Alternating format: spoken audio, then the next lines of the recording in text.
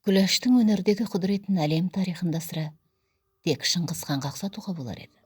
Ол да бұл да жоқтан бар жасаған адамдар. Екеуінің ең басты ұқсастығы сол: бірі елі де жері де жоқ жұрттан мемлекет құрады, оның даңқын әлемге жайды. Екіншісі, театрға дайындайтын мектебі де жоқ елде ұлы опера әншісі болды. Өнерімен бүкіл кеңес одағының халқын таңдандырды.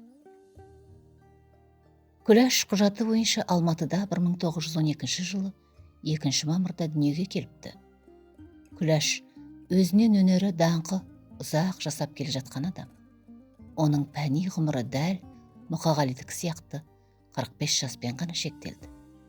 Күләш та қазақтың көп қарапайым қызының бірі. Артық дейтін де, кем дейтін де, көзге оқшау ештеңесі болмапты. Әкесі жасын, шешесі екеуін тастап, бөлек өмір сүріп кеткен. Күләштің шын аты жөні Гүлбахрам Жасын қызы Бейісова, шешесінің аты Зибажан. Күләшті өнер биігіне көтерген ортасы. Бағының ашылуына бір себеп 21-де бас қосқан Қанабек. Халқымыздың өнерлекен қайтсек әйгілейміз деген кілең ағай мен сығай Күләшті алақандарына салып аспандатты. Мәдениет басшысы Жүргенов, ақылшы ағалары Серке, Елубай, үйретушісі Жұмат Шанин, жанашыр достары Құрманбек пен Шара. Шын мәнінде Күләштің 4 құбыласы сай еді. Біреуі қошеметі мықты кезде Күләш қазақтың бұлбұлы болды. Оның атағы күн сайын, ай сайын аспандап отырды. Айман Шолпан спектаклін қоюдағы жетістіктер үшін 1934 жылы Күләш 22 жасында ғана қазақ СССР еңбек сіңірген әртісі деген атақ алады. 1936 жылы Мәскеуде өткен қазақ өнерінің 10 күндігі Күләштің атын бүкіл кеңес одағына машһүр етеді. Қыз жібек операсындағы жібек Күләштің гәккуін тыңдап, сахнада ойнау шеберлігін көзімен көрген мәскеуліктер жабайы көшпенді қазақтардың нағыз өнерпаз халық болып шыққанына қайран қалды. 1936 жылдың 26 мамырында Күләш сол кездің ең жоғары сияпаты еңбек қызыл ту орденін алды. Сол жылдың 6 қыркүйегінде СССР халық артисі атағы белгіленіп, сол атаққа бірінші ие болғандардың бірі де Күләш еді. Атағы әлемге әйгілі Станиславский, Немирович Данченко, Качалов сияқты алыптардың қатарында 24 жасар Күләштің де үлкен құрметке ие болуы қазақ халқы үшін айтып жеткізгісіз қуаныш болғанда да жарты әлемді жалт қаратқан қуаныш еді. Осындай әлемдік деңгейдегі әншіміздің үстінен арыз жазғандар да болған екен. Ол аяулы әншінің көңіліне қаяу түсіріп, денсаулығының күрт төмендеуіне әсер еткен көрінеді. Күләштің үстінен арыз жазғандардың есімі қазіргі күні анықталды ма? Олардың кімдер екенін білесіз бе? Білем десе де болады, білмеймін десем де болады. Оныңыз жауапқа жатпайды ғой аға. Қанабек ағаның кітабын жазыпсыз. Ол кісі кімдер екенін айтқан шығар. Айтпады. Ол арызды Қанекең көрмеген болу керек. Тек Күләштің аузынан естіген. Шындап келгенде ол арызды Күләштің өзі де көрді ме, көрмеді ме белгісіз.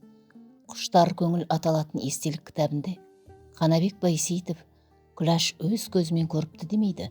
Тек 2009 жылы 2 маусымда Караван газетінде берілген сұхбатында Қанекең мен Күләштің қызы Қарлығаш Байсейітова «Когда маме дали почитать это письмо, ей стало плохо. Теперь мне остается только умереть», сказала она, вернувшись из ЦК дейді. Қалай болғанда да Қытайға барам деп айтатын әндерін дайындап, киетін көйлектерін тіктіріп, Күләштің сол кез үлкен қуаныш үстінде жүрген анық. Сонда арызды Қытайға барғызбау үшін жазған ба? Солай шығар. Құрманғазы оркестрмен бірге 2-3 ай бойы Қытайды аралау әрине Күләштің абыройына абырой қосатын еді. Қазақтың бұлбұл қызына бүкіл Қытай халқы, онда тұратын бүкіл қазақ қуана қол соғатын еді. Соның бәрін болдырмай тастау арыздың дер кезінде жазылғанын көрсетпей ме?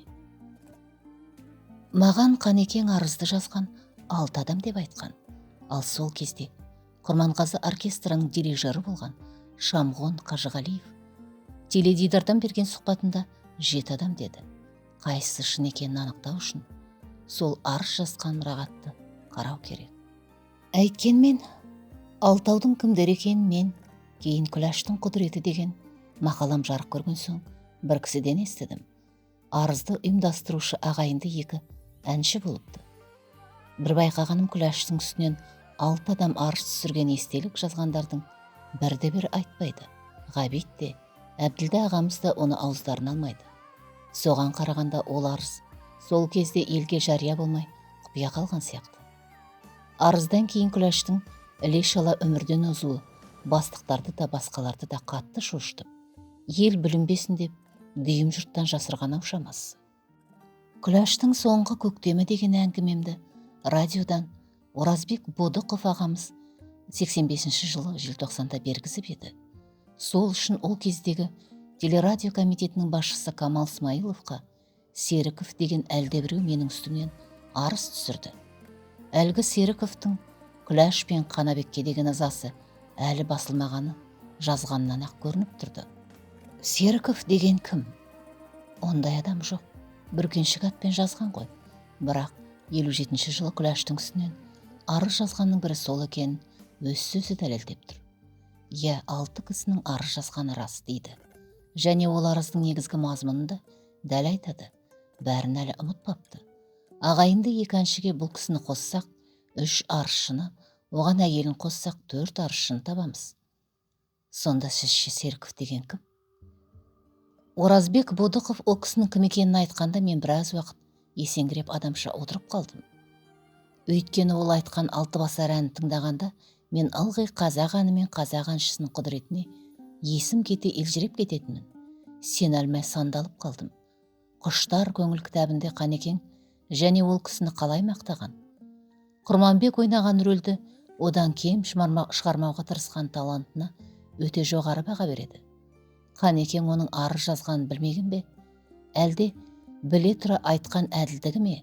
Ара жігін әлі ажырата алмаймын. Жарайдағы 4-ін таптық дейік, қалғаны кімдер деп ойлайсыз? Оны Серіков арызында айтыпты. Олардың 2-і қазір, яғни 85 жылы СССР халық әртісі, лауреат, депутат дейді. СССР халық әртісі көп қой. Менің білуімше операда істеген СССР халық әртісі Ришат Абдуллин 85 жылы әлі бар. 88 жылы қайтыс болды. 3 СССР халық әртісі қазір ортамызда жүр. 3-і де Күләш Байсейітовамен қатар қызмет жасаған. Олар Роза Жаманова, Бибігүл Төлегенова, Ермек Серкебаев. Анық қанығына жеткің келсе, осы 3-імен де сөйлес. Жасырып жабатын ештеңесі жоқ. Сұрақты төтесінен қой. Күләштің 100 жылдығына орай не айтасыз? Үстінен арыз жазғандарды білесіз бе? Арызшының ішінде сіз барсыз ба деп сұра. Осы 3-інің біреуі сол Алтаудың ішінде болған. Бәлкім өкінер, мойындар. Мәселенің әзірге анығы арыздың жазылғандығы. Және арызды жай кісілер емес, қазақ өнерінің ең атақты адамдарының жазғаны. Солардың Күләш туралы айтқан тағы да ойға салып көрейін. Бәлкім соның өзінен де Күләштің 100 жылдығына орай бір ой түйіп қалармыз. 6 адамның арыз жазғандағы мақсатын Серіков 85 жылы былай түсіндіріпті. Күләштің қалай өлгенін біз жақсы білеміз. Татар декадасына барып банкетте арақ ішіп, Пекин қонақ үйінде 536 нөмірде ваннада қайтыс болған. 6 кісінің ЦК-ға хат жазғаны рас. Олар Күләш арақ ішеді, содан тыйылуға жәрдем етіңіздер деген. Негізгі мазмұны сол. ЦК да оны дұрыс деп айтқан.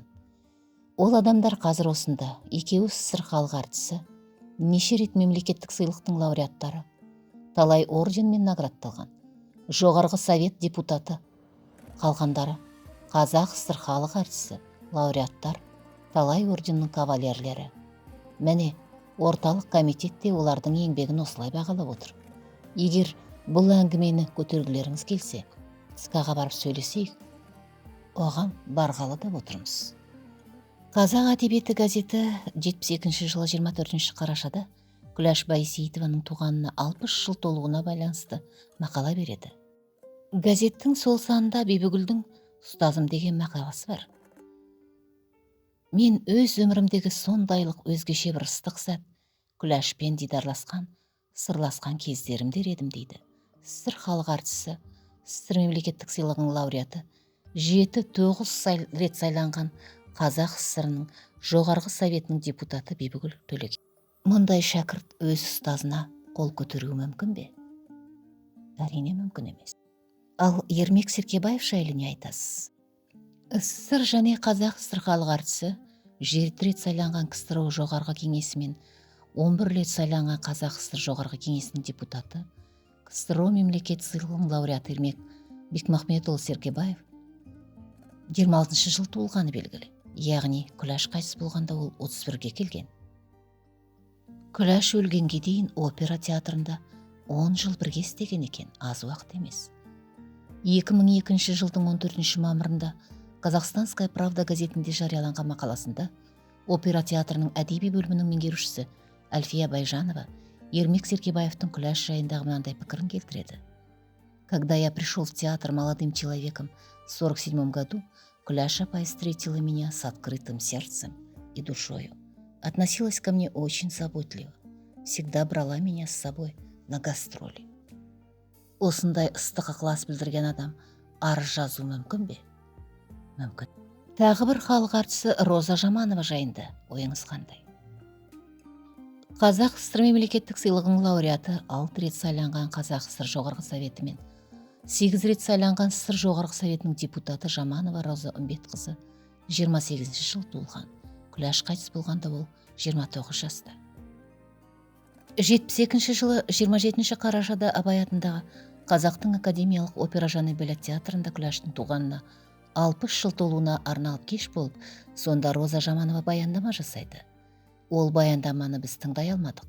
Алайда газет берген хабарға қарағанда, Роза Жаманова Күләштің өмірі мен шығармашылығына жан-жақты тоқталып, 36 жыл Москвада болған қазақ өнерінің 10 күндігінде өнер көрсету оның творчестволық өмірбаяндағы жарқын бетке айналды. Әншінің шеберлігі бүкіл одаққа танылды деп тебіреніпті. Солай деген адам бір кезде Күләштің үстінен арыз жазу мүмкін бе? Оған кім сенеді? Жазғандарына қарасаң, бәрі Күләшті бағалайды, бәрі оған бас иеді. Бірде-біріне бадырайтып кінә қоя алмайсың. Сонда Серіков айтып отырған екі СССР халық әртісі кім? Оны Серіковтың өзі ғана біледі. 6 аршының ісін қиянат дейміз бе, әлде пендешілік дейміз бе? Кезінде Күләшті сыйлаған біраз адамның сыры мен пікірі осындай. Осы адамдардың 6-ау үстінен ЦК-ға арыз жазған Күләш білсе, не көзімен көрсе күйініш пен өкініштен өліп кетпегенде қайтеді. Көзіңе күліп жүргендердің сыртыңнан сөгіп жүретін білу кімге оңай дейсің? Ондай сатқындықты көңіл мен ақылға сыйдыру әркімнің қолынан келе қоймас.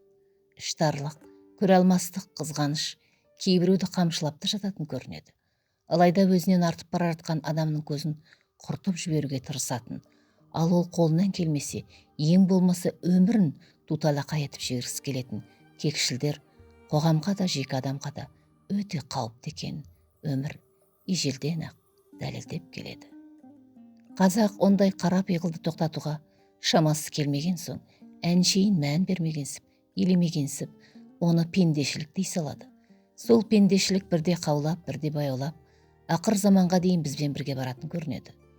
Арыз жазып, Күләшқа қиянат жасаған адамдарды анықтасақ, болашақ таланттарды сондай пендешіліктен сақтармыз ба деп жүрген біздікі де пендешілік.